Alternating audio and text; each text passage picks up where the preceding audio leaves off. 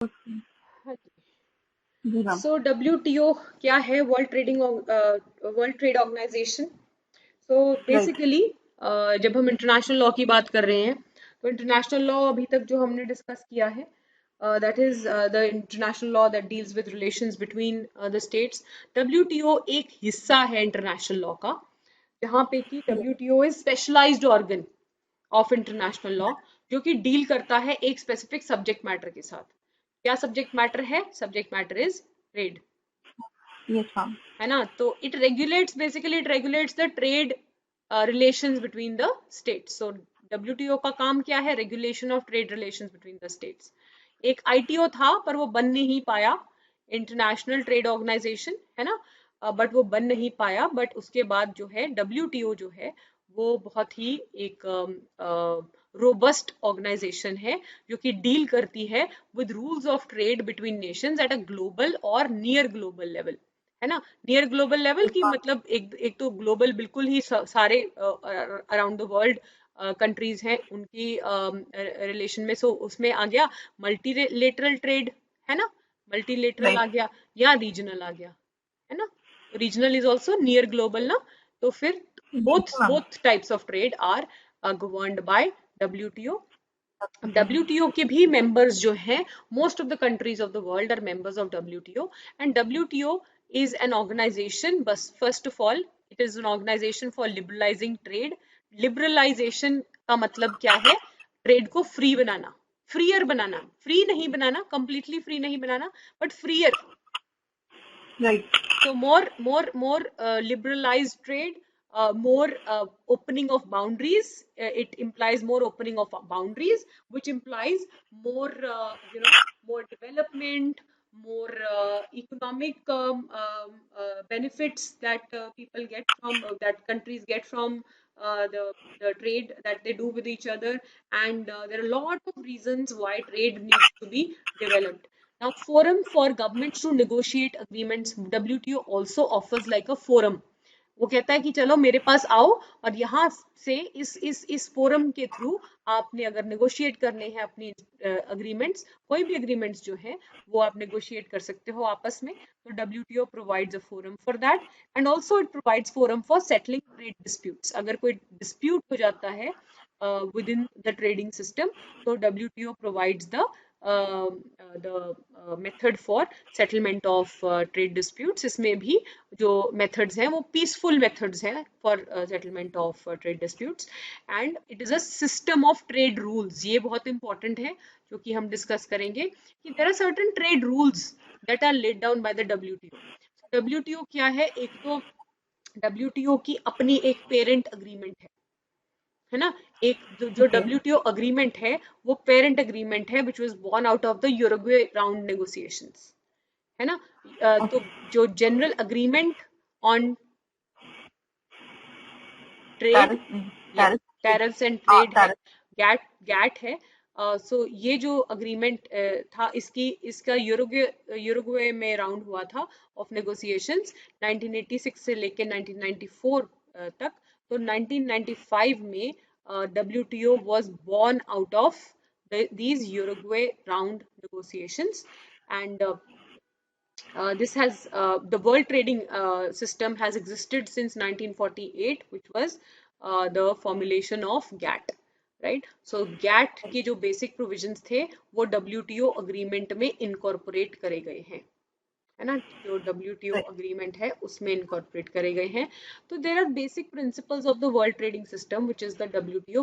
basic principles WTO के हैं जिनके बेसिस पे सारी की सारी अग्रीमेंट्स, जितनी WTO की अग्रीमेंट्स हैं वो इन तीन बेसिक प्रिंसिपल्स को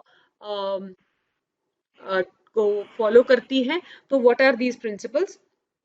The principles are MFN principle, which is the most favored nation principle, the national treatment principle, and the principle of non-discrimination। ठीक है? MFN प्रिंसिपल क्या है कि मोस्ट फेवर्ड नेशन, वो हर कंट्री को WTO ये कहता है कि हर कंट्री को सेम ट्रीटमेंट देना चाहिए to all the to to the to all the different member states of the WTO system. So most favored nation का status जो है वो सबको मिलना चाहिए, है ना. एक बात ये है. नेशनल ट्रीटमेंट, जो जो जो ट्रीटमेंट आप अपने नेशनल्स को देते हो with respect to a particular subject matter of trade, ठीक है, वही सेम जी. ट्रीटमेंट जो है वो आप nationals of other other member states को दोगे, अदर मेंबर स्टेट्स को. क्योंकि फायदा तभी है ना कि अगर कोई मेंबर बनता है डब्ल्यूटीओ का, तो उसका मेंबर Right. बनने का फायदा तो कुछ हो. तो इसलिए बड़े ही बेनिफिशियल प्रिंसिपल्स हैं जिनके की बेसिस पे अग्रीमेंट्स फॉर्म होते हैं डब्ल्यूटीओ के. और ये 3 प्रिंसिपल्स ध्यान में रख के डब्ल्यूटीओ के अग्रीमेंट्स फॉर्म होते हैं. तो प्रिंसिपल ऑफ नॉन डिस्क्रिमिनेशन क्या है कि there should be no discrimination between the products or services, the goods or services belonging to a particular country from those belonging to the other, number one. और differential treatment नहीं देना चाहिए if there is a law which is applicable to a particular type of or category of certain products. So that should apply evenly to those categories, but it should not differentiate.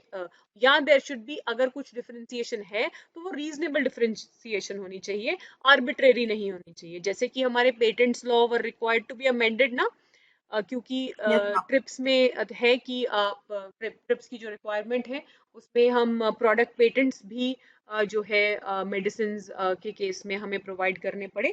तो principle of non discrimination के basis पे था ये, है ना. तो ये 3 Right. Principles हैं जो कि they are guiding principles for the WTO system. Right. And there are certain agreements which are formed under the WTO, which is because WTO is what?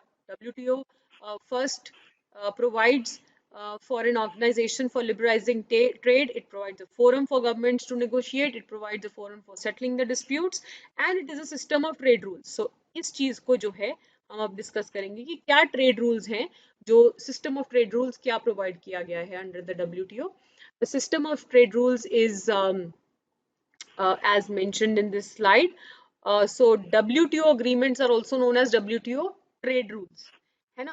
So subject matter of WTO agreements are goods, services, intellectual property. So these are the Right, 3 ma'am. subjects of WTO agreements. General rules of WTO agreements क्या है? They spell out liberalization rules with exceptions. They include commitments of individual states to free trade. They set Right. procedures for settling disputes. They prescribe special treatment for developing countries. उनको कुछ special treatment दिया जाता है. Require ji. governments to make their trade policies transparent. Ji. These are the general rules that apply to all WTO agreements. WTO agreements हैं कौन से, है ना, वो हम एक बार देख लेते हैं. अग्रीमेंट एस्टैब्लिशिंग द WTO, जो कि बेसिक अग्रीमेंट है, ये अम्ब्रेला अग्रीमेंट कहते हैं इसको, है ना. जो ठीक. जो यूरुग्वे राउंड नेगोशिएशंस के बाद जो Got it. पहला अग्रीमेंट बना था, that's the agreement establishing the WTO.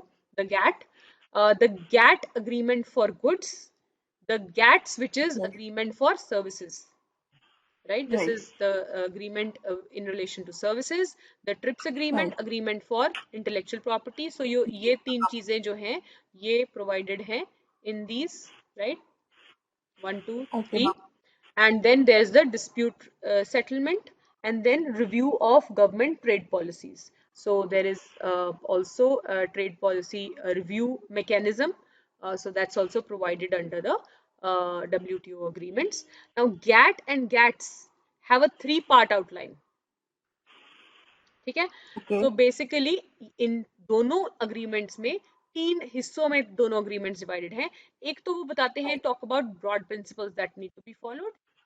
दूसरा ये बात करते हैं extra agreements and annexes for specific sectors or issues. कुछ specific sectors है, say for example transport industry है, Yes, ma'am. उसके लिए specific annexes added हैं to these broad principles that apply to all types of goods. Then there are specific annexes which apply to special sectors or issues जो कि ज्यादा जो है which demand more attention. है ना? And ji schedules of commitments, there are certain schedules of commitments also attached to the GATT as well as the GATS. So these are three different, categories or classification of these agreements.